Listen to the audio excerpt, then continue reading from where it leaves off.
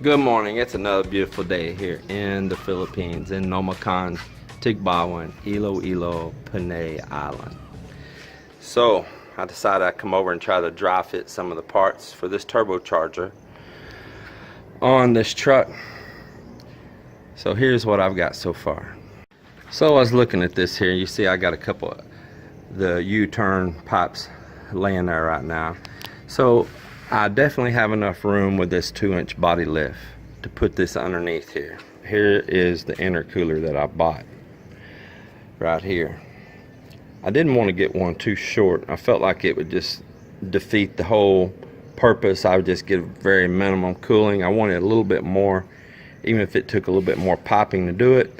Plus, even the pipes themselves can cool that air some. So I looked at right here.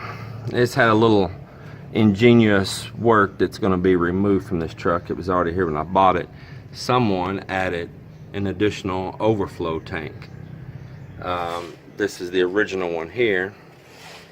They teed it in and added an additional. As you can see, it's off of a Nissan, so that'll get removed. That's some of that ingenious work that you find sometimes.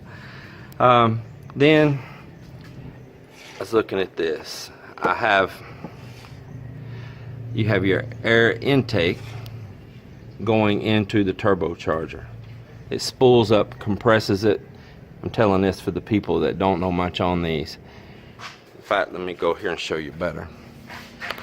So your exhaust right here, when it's spinning a fan in there, and that fan has got a bearing going across, which has got an oil supply right here, keeping constant oil from the engine on that bearing, because that bearing can get very hot. So your exhaust spinning this fan, shaft goes across through this oil cool bearing, oil and lubricated, and spools another fan on this side, which is your turbocharger, compressing that air to a higher volume and then pushing it into the intake over here, putting a higher pressure air into the engine, which gives it more strength, more boost.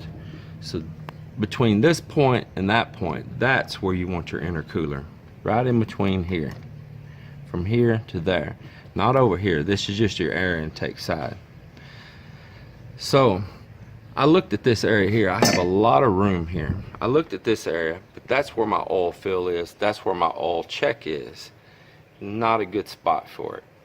I don't want to go through every time I want to check or add oil that I have to pull an intercooler loose. That's a lot of unessential work. So if I move it forward more, naturally your hood gets down lower. I would have to lose all of this. You're right over at your timing here.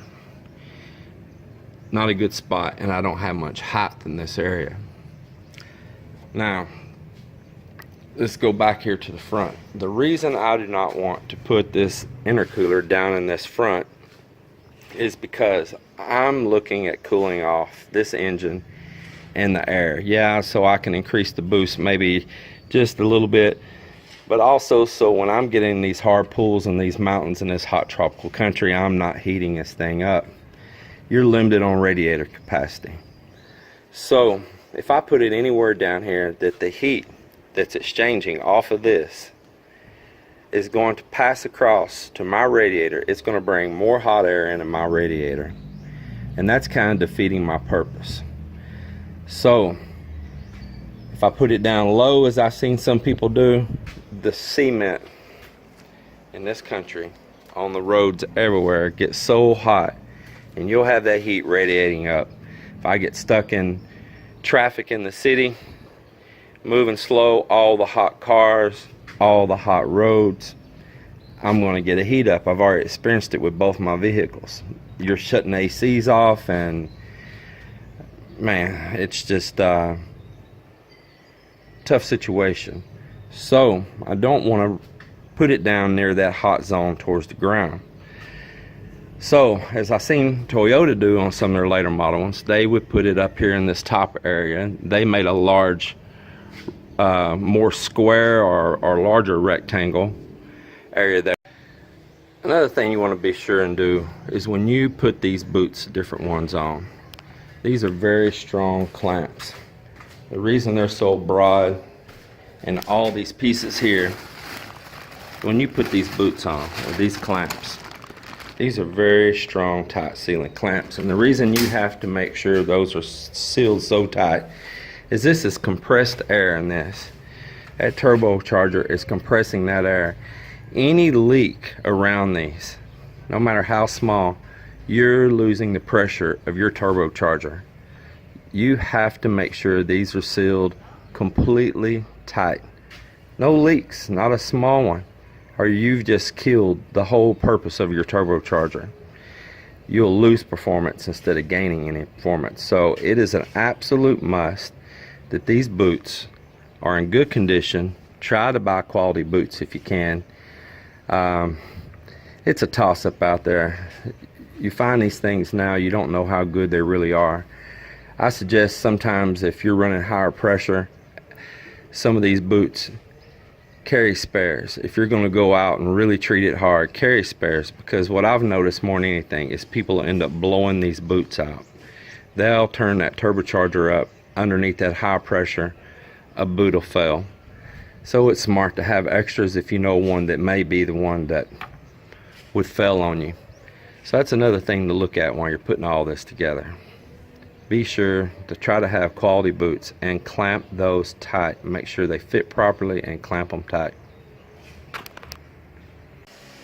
So coming off the cool air after it's been through the intercooler, going out, coming around with another U, and going across here with another straight tube. Of course, I'll get it all a nice straight symmetrical way there, and into the intake right here.